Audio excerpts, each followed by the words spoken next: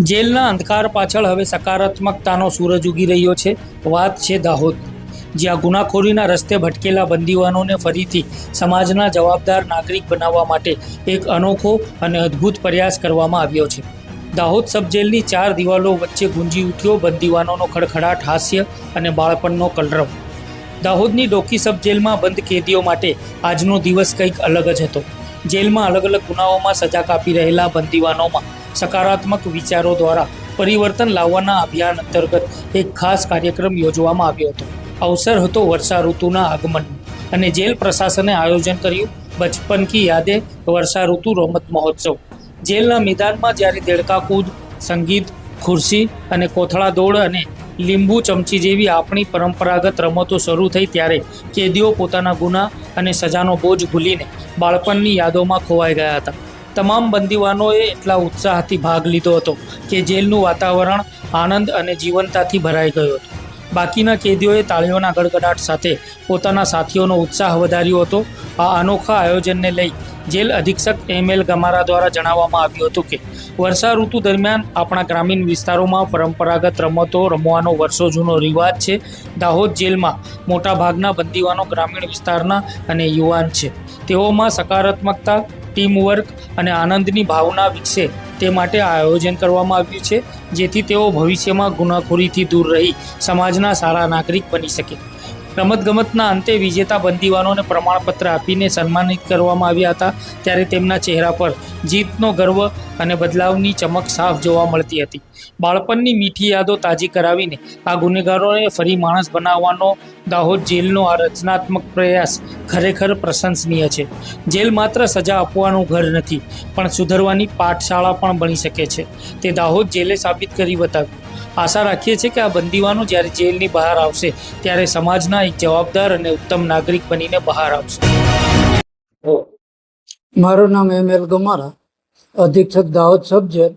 આજ રોજ જેલની અંદર બચપન કી યાદે નો કાર્યક્રમ હતો. તેમાં અલગ અલગ ઉંમરના અને તેમાં સંગીત ખુરચી, દેડકા કૂદ, લીંબુ ચમચ અને કોથળા કૂદ આનો અલગ કેટેગરીમાં હરીફાઈનું આયોજન કરવામાં આવેલ. એમાં 1, 2, 3 નંબર પ્રથમ, બીજો અને ત્રીજો આવનારને 15મી ઓગસ્ટના દિવસે પ્રમાણપત્ર જેલ તરફથી આપવામાં આવશે.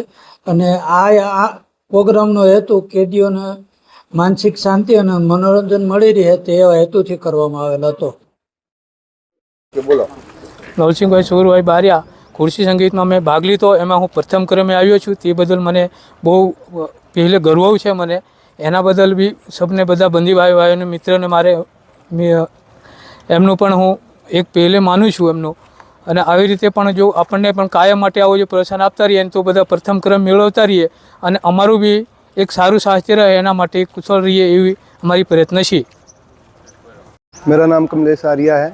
आज जेल में प्रतियोगिता हुई थी जिसमें हमने सब लोगों ने भाग लिया था, जिसमें हमें बहुत अच्छा लगा और आगे भी यही होते रहे. मैं बहुत बहुत धन्यवाद करता हूँ सर लोगों का, जो आप सर लोगों ने ये कार्यक्रम रखा.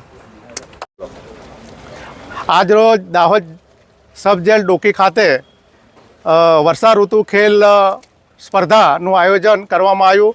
તેમાં દરેક યુવાન બંદીવાન ભાઈઓ તથા તમામ જે વડીલો પણ હતા એમને પણ સરસ સંગીત ખુરશી, દેડકા દોડ, લીંબુ ચમચી અને બીજી સ્પર્ધાઓમાં ભાગ લીધો. ખૂબ આનંદથી એમને ભાગ લીધો અને ખૂબ બધા હર્ષોલ્લાસ થયા, ખૂબ બધાને આનંદ થયો. અને જે બચપણની જે નાની હતા ત્યારે આપણે જે રમતા હતા એવી નાની નાની રમતોની પણ આજે આપણે ખૂબ યાદ આવી ગઈ આપણને. અને આપણે જે ભૂતકાળમાં ઘણી બધી એવી રમતો રમી એની પણ ખૂબ યાદ આવી. અને એ પ્રકારે આજે સરસ મજાનો કાર્યક્રમ આ જેલની અંદર સાહેબોના અધ્યક્ષ સ્થાને અને સૌ સ્ટાફના સાથે ખૂબ સરસ કાર્યક્રમ થયો. એટલે આ જેલના સ્ટાફને અને સૌ બંદીવાનોને જેમને ભાગ લીધો એમને આપને ખૂબ ખૂબ સાહેબ વતી હું ધન્યવાદ આપું છું અને ખૂબ ધન્યવાદ છે સાહેબ. મારું નામ ગોવિંદભાઈ નટ,